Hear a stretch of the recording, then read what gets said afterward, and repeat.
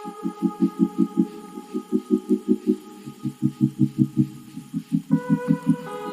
Everyone, नमस्कार. स्वागत आहे तुमचं माझ्या यूट्यूब चॅनलमध्ये. तर आज आपले कॅप 2 मधील ऑप्शन फॉर्म फिलिंगची प्रोसेस सुरू झालेली आहे. आता ज्या मुलांना कॅप 1 मध्ये एखादं कॉलेज अलॉट झालेलं आहे पण त्यांना अजूनही चांगलं कॉलेज हवं आहे असं वाटतंय, तर ते लोक कॅप 2 मध्ये अप्लाय करतात. आता आपल्यामधील बऱ्याच जणांनी कॅप 2 मध्ये अप्लाय केलेलं आहे. पण आता कॅप 2 मध्ये ऑप्शन फॉर्म नक्की भरायचा कसा, तो भरताना काळजी काय काय घ्यायची, तर एक लक्षात घ्या. जेव्हा तुम्ही कॅप 2 चा फॉर्म भरता तेव्हा तुम्हाला एक ऑप्शन विचारतात की तुम्हाला जो कॅप 1 चा फॉर्म आहे तो आहे तसा इथे ठेवायचा आहे का. जर तुम्ही त्यावरती येस केलं तर काय होतं की समजा तुम्हाला कॅप 1 मध्ये 14 नंबरचं कॉलेज अलॉट झालेलं आहे, तर कॅप 2 च्या फॉर्म मध्ये 1 to 14 हे ऑप्शन आपोआप तिथे येतात. आता यामध्ये तुम्हाला वरचे जे कॉलेजेस आहेत जे तुम्हाला भेटले त्याच्या वरचे जे कॉलेजेस आहेत ते तुम्ही एडिट करू शकतात. जर तुम्हाला एखादं कॉलेज ॲड करायचं असेल किंवा एखादं काढून टाकायचं असेल तर तुम्ही एडिट करू शकता. पण हो, हा फॉर्म भरताना तुम्ही खूप काळजी घेतली पाहिजे.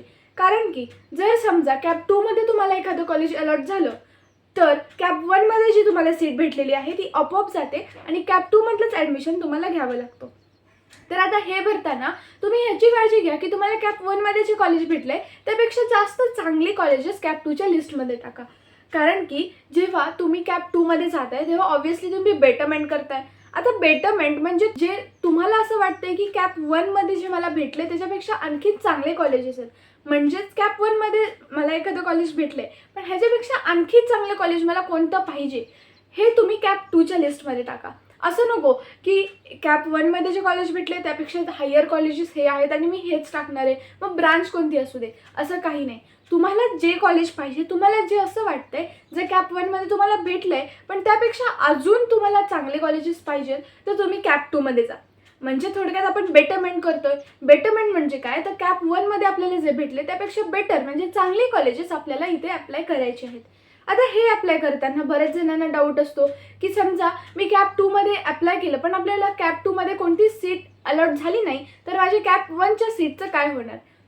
हे लक्षात घ्या. तुम्ही कॅप 1 मधून कॅप 2 ला जाताना 1000 रुपीजचं सीट एक्सेप्टन्स फी ही पे केलेली आहे.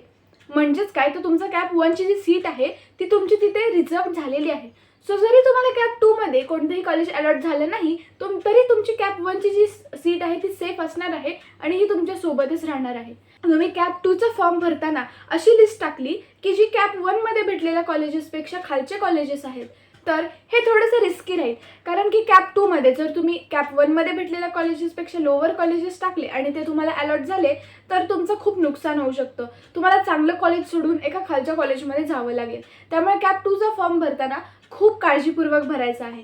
आता कॅप 2 मध्ये असंच नाही की तुम्हाला कॅप 1 ची आहे तशी लिस्ट तिथे फिल करायला लागते, असं काही कंपल्सरी नाही आहे. तुम्ही तुमच्यानुसार वेगळी लिस्टसुद्धा तिथे टाकू शकता. कारण की बऱ्याचदा कॅप 1 मध्ये मुलांची खूप चुका होतात. काही काही जण खालचे कॉलेजेसवरती टाकून देतात, खूप काही चुका होतात. त्यामुळे कॅप 2 मध्ये तुम्ही पुन्हा एकदा नवीन लिस्ट बनवू शकता. आता आपण वळूयात अशा मुलांकडे ज्यांना काहीही कॉलेज अलॉट झालेलं नाही कॅप 1 मध्ये.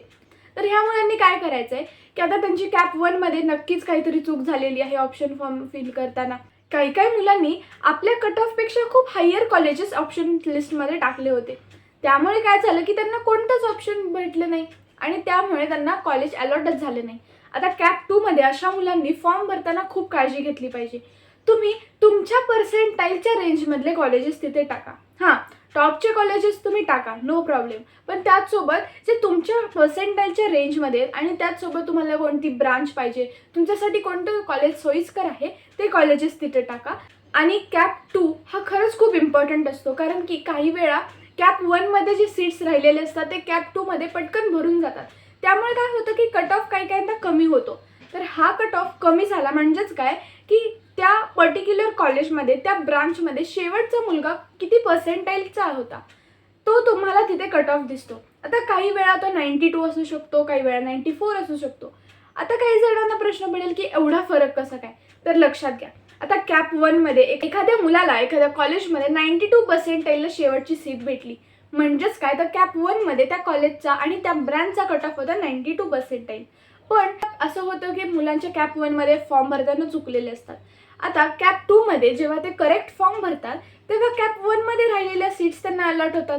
माझा एखादा 94 पर्सेंटाईलचा मुलगा असेल ज्याचं कॅप 1 मध्ये चूक झालेली आहे पण कॅप 2 मध्ये त्यांनी योग्य प्रमाणे लिस्ट भरली आहे, तर त्याला ते कॉलेज भेटून जातं आणि ती ब्रांच सुद्धा भेटते. तर यावेळी कॅप 2 मध्ये त्या ब्रांचचा कट ऑफ 94 होतो. तर हाच डिफरन्स आहे की तुम्हाला कॅप 1 मध्ये 92 दिसतं, कॅप 2 मध्ये 94 दिसतं. तर असं नाही की कॅप 1 मधला कट ऑफ येतो कॅप 2 मध्ये वाढला, असं काही नाही की 92 वाल्याला इथे कॅप 1 मध्ये भेटलं तेच 94 वाल्याला कॅप 2 मध्ये भेटलं. हा डिफरन्स कशामुळे आहे तर तुमच्या ऑप्शन फॉर्म फिलिंगमुळे. त्यामुळेच तुम्ही तुमचा ऑप्शन फॉर्म हा खूप काळजीपूर्वक भरला पाहिजे. आता काल आपल्या कॅप 1 मध्ये भरलेल्या सीट्समधून किती सीट्स वॅकंट आहेत याची PDF आलेली आहे. ही PDFची लिंक मी तुम्हाला डिस्क्रिप्शनमध्ये देते. तिथे जाऊन तुम्ही त्या सगळ्याच्या सीट्स, तुम्हाला जे कॉलेजची नावं तुमच्या लिस्टमध्ये टाकलेली आहेत त्या कॉलेजमध्ये किती वॅकंट सीट्स आहेत ते तुम्ही तिथे जाऊन चेक करू शकता. हो, पण ह्या वॅकंट सीट्सचा परिणाम आपल्या ऑप्शन फॉर्मवरती होता कामा नये. कारण की तुम्ही बघाल त्या PDF मध्ये बरेच असे कॉलेजेस आहेत जिथे वॅकंट सीट्स 0 अशा दिसत आहेत. तर आता जेव्हा आपण वॅकंट सीट्स काहीच नाही असं बघतो तेव्हा आपण साहजिकच आहे की आपलं जे कॉलेजची लिस्ट आहे त्यामधून त्या कॉलेजचं नाव काढून टाकतो. का तर तिथे काही सीट्सच राहिल्या नाही तर आपल्याला जागा कशी भेटेल.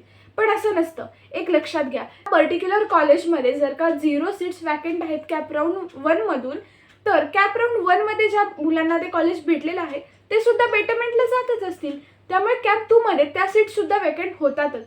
त्यामुळे असं तुम्ही अजिबात विचार करू नका की कॅप 1 मध्ये वॅकंट सीट्स आता इथे 0 राहिलेले आहेत त्यामुळे मी या कॉलेजचं नाव टाकतच नाहीये, असा अजिबात विचार करू नका. तुम्ही ते लिस्टमध्ये टाका.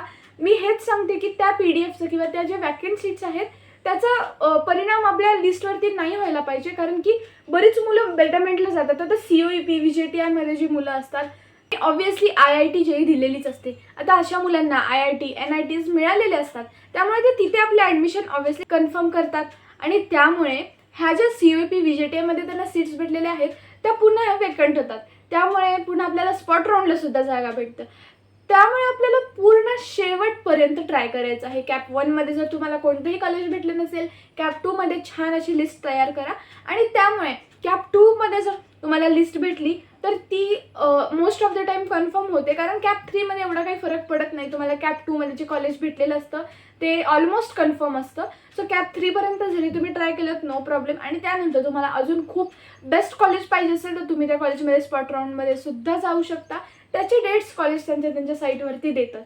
ही अशी आपली कॅप 2 ची प्रोसेस होती आणि ह्या सगळ्या प्रोसेसमध्ये आपण सगळ्यांनी खूप काळजीपूर्वकरित्या सगळ्या स्टेप्स फॉलो केल्या पाहिजेत आणि काही चूक केली नाही पाहिजे. कारण कॅप राऊंड 1 मध्ये जर आपल्या काही चुका झालेल्या असतील तर आपल्याला हा गोल्डन चान्स आहे की आत्ता त्या आपल्याला सुधारायच्या आहेत.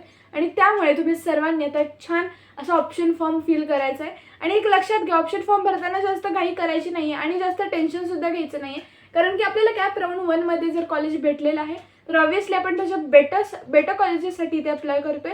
नाही भेटलं तर आपल्याकडे ते कॉलेज आहेच. त्यामुळे इथे काही गडबड करायची नाही आहे.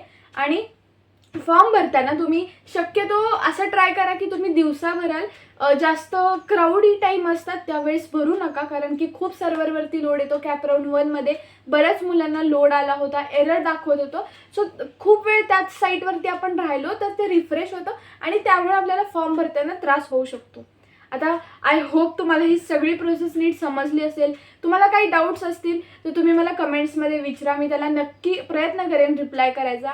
आणि हो, व्हिडिओ तुम्हाला आवडतातच आहेत तर लाईकसुद्धा करा आणि तुमच्या सर्व मित्रमैत्रिणींना शेअर करा. आणि हो, जर तुम्ही अजूनही चॅनलला सबस्क्राईब केलं नाही आहे किंवा माझ्या चॅनलवरती नवीन असाल तर नक्की सबस्क्राईब करा. धन्यवाद.